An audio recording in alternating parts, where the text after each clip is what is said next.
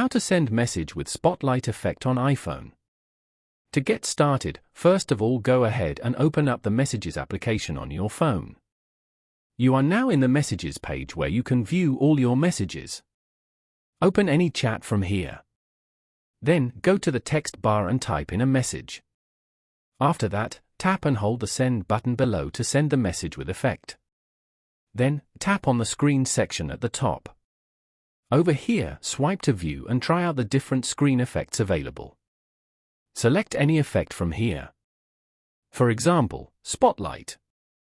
You can now send this message with the Spotlight effect. This way, you can make your experience with the Messages app fun and interesting.